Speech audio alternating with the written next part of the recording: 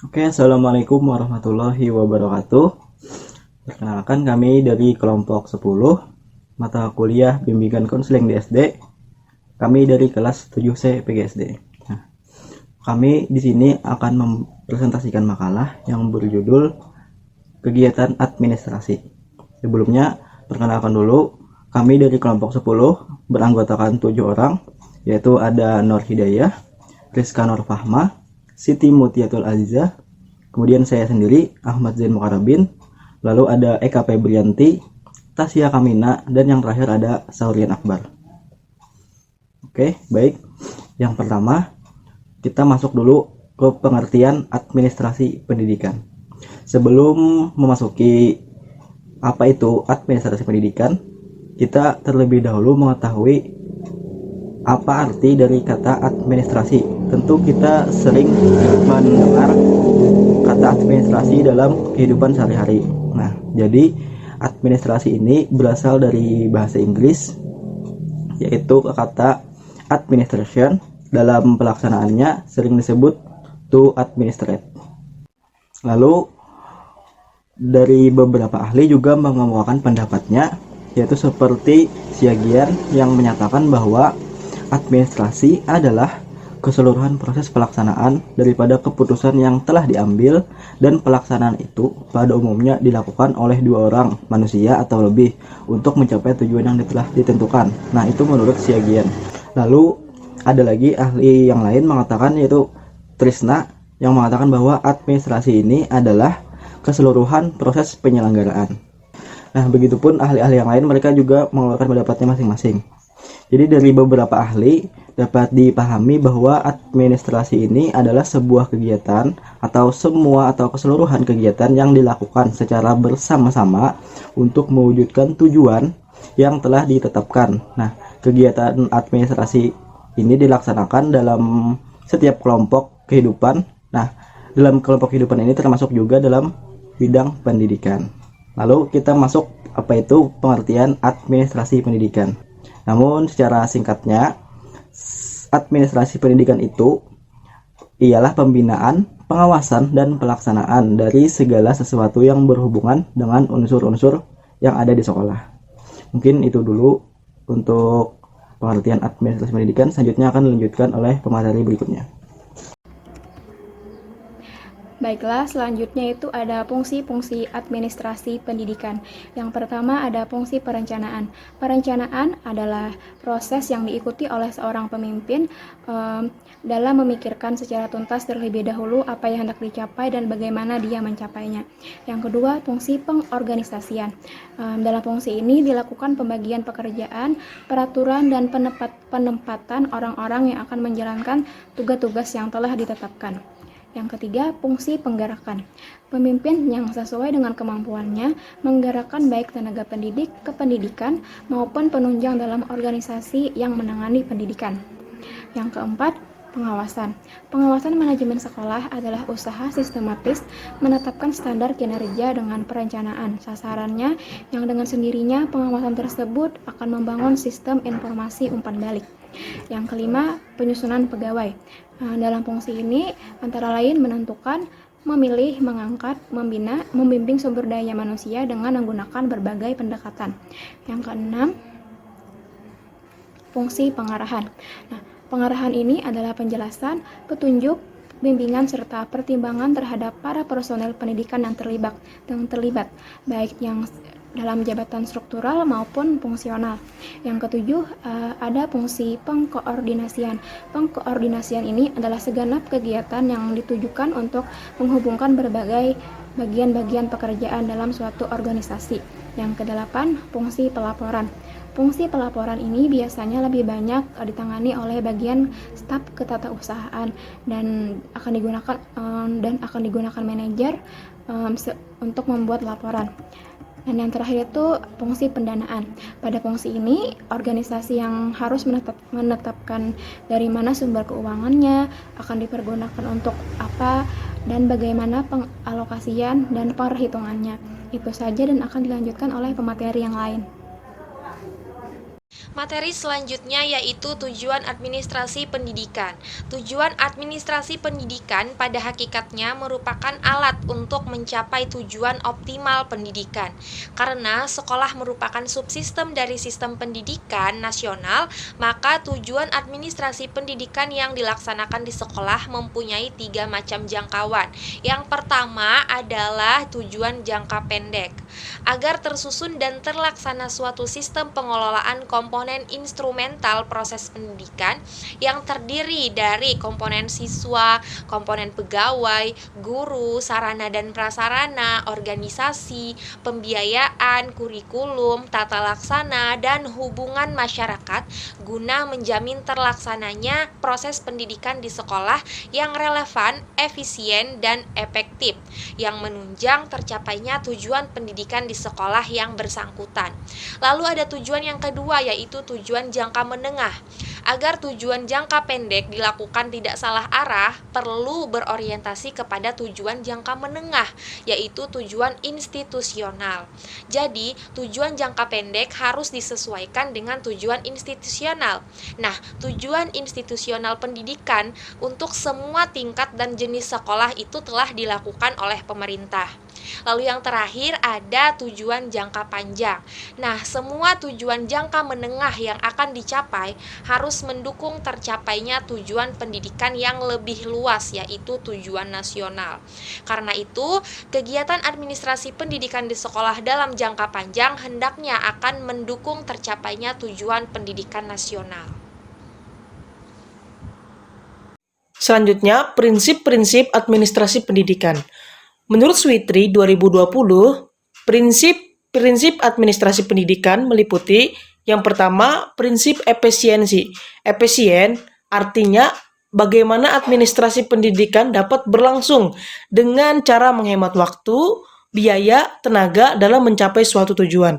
Kemudian yang kedua, prinsip pengelolaan. Administrator adalah manajer yang bekerja dalam langkah-langkah memanajemen sesuatu yang baik, seperti merencanakan, mengorganisasikan, kemudian mengarahkan, dan mengontrol. Dengan demikian, target yang dituju dengan mudah dapat dicapai dengan baik. Kemudian yang ketiga, prinsip pengutamaan tugas pengelolaan. Dikelola. Dikelola artinya terurus atau diurus dengan baik dan benar, yang mengikuti sistem yang sudah terbentuk sebelumnya. Nah, sistem dan tata kerja ini mengikuti visi misi yang sudah ditetapkan juga sebelumnya. Kemudian yang keempat, prinsip kepemimpinan yang efektif. Jadi, teman-teman, seorang pemimpin itu wajib mengembangkan hubungan baik antara atasan dengan bawahan. Bagaimana dia mampu cerdas untuk merealisasikan atau yang disebut dengan human relationship. Kemudian yang terakhir adalah prinsip kerjasama. Nah, kerjasama itu dilakukan atas dasar profesionalitas yang tinggi. Ingat, bukan kerjasama dalam arti kolusi, yang mengorbankan kepentingan mendasar dan mengambil manfaat yang sifatnya kamuflase belaka. Nah, sebagaimana kerjasama antara kepala sekolah dengan dewan sekolah. Misalnya yang berkaitan dengan biaya operasional dan penyalurannya. Saya di sini ingin menjelaskan tentang pengertian administrasi di sekolah. Administrasi di sekolah adalah penerapan ilmu administrasi dalam kegiatan operasional sekolah atau sebagai penerapan administrasi dalam pembinaan, pengembangan, pengandalian, usaha, dan praktek-praktek pada sekolah sebagai suatu pendidikan. Adapun tujuan dari administrasi sekolah adalah untuk mencapai tujuan institusional sekolah yang ditampakkan pada meningkatnya kualitas layanan belajar di sekolah. Nah, istilah manajemen sekolah pun sering disandingkan dengan istilah administrasi sekolah. Nah, mengenai manajemen pendidikan. Manajemen pendidikan mengandung arti sebagai suatu proses kerjasama yang sistematik dan komprehensif dalam rangka mewujudkan tujuan pendidikan nasional. Manajemen pendidikan juga dapat diartikan sebagai segala sesuatu yang berkenan dengan pengelolaan proses pendidikan untuk mencapai tujuan yang ditetapkan, baik tujuan jangka pendek, menengah, maupun untuk jangka panjang. Tanpa administrasi pun tidak mungkin tujuan pendidikan dapat diwujudkan secara optimal, efektif, dan efisien. Dan yang dimaksud dengan administrasi sekolah adalah keseluruhan proses kegiatan segala sesuatu urusan sekolah yang dilaksanakan oleh personil sekolah dengan kepala sekolah, stafnya, guru-guru, dan karyawan sekolah lainnya dalam suatu kerjasama yang harmonis untuk mencapai tujuan pendidikan dan pengajaran di sekolah secara efektif dan efisien. Baiklah, di sini saya akan menjelaskan materi berikutnya, yaitu tentang bentuk administrasi bimbingan dan konseling di SD. Yang pertama yaitu program kerja tahunan bimbingan konseling. Program ini adalah rencana kegiatan yang akan dilakukan organisasi BK untuk periode 1 tahun ajaran. Rencana ini bisa meliputi kegiatan tahunan yang sudah jadi tradisi sekolah maupun kegiatan seperti kegiatan konseling, konsultasi, mediasi, hingga informasi. Dalam isi program kerja tahun ini terlihat peran bimbingan konseling mencakup banyak hal yang berhubungan dengan dukungan terhadap para siswa dan juga program-program pendidikan sekolah, misalnya yaitu program orientasi, layanan informasi, layanan penyaluran, layanan konseling, dan layanan mediasi. Kemudian yang kedua yaitu ada laporan bimbingan konseling, yang mana laporan ini berupa laporan tertulis mengenai data-data kegiatan yang dilakukan oleh organisasi bimbingan konseling. Laporan ini biasanya dibuat dalam waktu 1 semester atau 1 tahun ajaran, yang kemudian dibagi dan bawahnya ditandatangani oleh guru pembimbing, koordinator BK, dan juga kepala sekolah. Laporan ini berfungsi untuk mengetahui data berapa banyak masalah yang terjadi pada siswa, baik masalah sosial maupun pribadi, kemudian bagaimana cara penanganannya, dan juga faktor yang menyebabkan masalah tersebut. Kemudian yang ketiga yaitu ada presentasi absensi siswa di sekolah. Bimbingan konseling ini juga memiliki catatan kehadiran siswa di sekolah. Setiap harinya BK akan menerima data mengenai kehadiran siswa di masing-masing kelas dan menerima surat izin apabila ada siswa yang berhalangan tidak bisa masuk. Data kehadiran tersebut kemudian dimasukkan ke dalam administrasi BK yang kemudian dihitung presentasi jumlah kehadiran siswa. Data tersebut akan ditandatangani oleh kepala sekolah dan juga guru BK. Data absensi siswa ini penting untuk dimiliki bimbingan sekolah untuk melihat apakah tingkat kehadiran siswa tinggi atau rendah. Lalu yang keempat yaitu ada kegiatan konseling dan konsultasi BK sekolah. Isi administrasi ini adalah laporan mengenai kegiatan konseling dan konsultasi yang dilakukan oleh BK sekolah terkait dengan fungsinya sebagai konselor. BK bisa mengadakan konsultasi terhadap siswa yang bermasalah, mengidentifikasi masalahnya, dengan melihat gejala-gejala yang timbul ketika siswa tersebut bermasalah, seperti jarang masuk sekolah, sering bolos, nilai menurun drastis, berkelahi, dan sebagainya. Kemudian BK akan melakukan kegiatan pembinaan, misalnya kunjungan rumah, dan sebagainya. Kemudian kegiatan tersebut dicatat dengan format yang rapi dan dimasukkan ke dalam laporan. Lalu materi berikutnya yaitu ada pola kerja administrasi bimbingan konseling di SD. Menurut Satriah Lilis tahun 2020 halaman 150, adapun pola kerja administrasi BK di SD ini yang pertama yaitu pada saat pertama diterima di sekolah, data pribadi murid dicatat dari hasil pengedaran angket pada orang tua atau dengan teknik-teknik lainnya.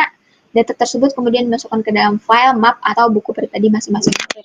Kemudian yang kedua, data murid yang diperoleh dari catatan anekdot atau dari hasil pengamatan selama proses belajar mengajar dimasukkan ke dalam dokumen murid yang bersangkutan. Yang ketiga, bila guru memandang perlu memberikan pelayanan kepada murid, maka laporannya juga dimasukkan ke dalam dokumen tersebut. Yang keempat, konsultasi guru dengan orang tua hendaknya juga dicatat dan dimasukkan dalam dokumen sebagai bukti bahwa adanya konsultasi guru tersebut. Kemudian yang kelima, setiap bulan guru diharapkan dapat memberikan laporan tentang pelayanan BK ini kepada kepala sekolah, baik secara tertulis maupun lisan.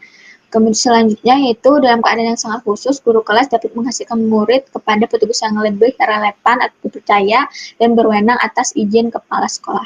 Baiklah, itu saja materi dari saya serahkan kepada pemateri berikutnya. Selanjutnya ada sarana administrasi layanan bimbingan konseling di SD. Nah, menurut Satriah Lilis, dalam bimbingan konseling menyatakan bahwa sarana pelaksanaan program layanan bimbingan dan konseling di sekolah dasar itu antara lain Yang pertama ada ruang serbaguna. Nah, ruangan ini digunakan pada saat siswa melakukan bimbingan konseling. Selanjutnya ada alat-alat mobiler seperti lemari, meja, kursi, dan lain sebagainya. Lalu yang terakhir ada alat-alat kelengkapan bimbingan seperti alat-alat pengumpulan data, alat-alat penyimpanan dan pengolahan data, buku paket, serta yang lain sebagainya. Lalu materi yang terakhir ada mekanisme kerja administrasi bimbingan dan konseling di SD. Nah, konselor atau guru bimbingan dan konseling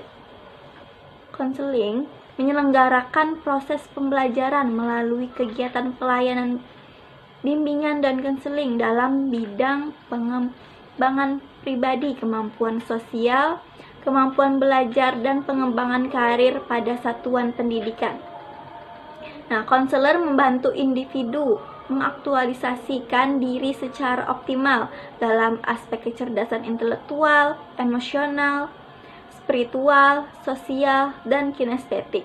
Nah, sehingga akan dapat diwujudkan manusia yang berhasil sebagai pribadi yang mandiri.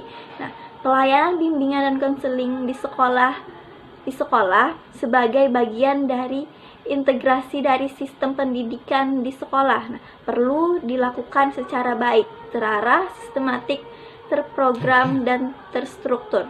Serta pelaksanaannya harus dilakukan oleh tenaga ahli dalam bidang bimbingan dan konseling agar hasilnya bermanfaat bagi perkembangan peserta didik. Sekian penjelasan dari kami. Terima kasih.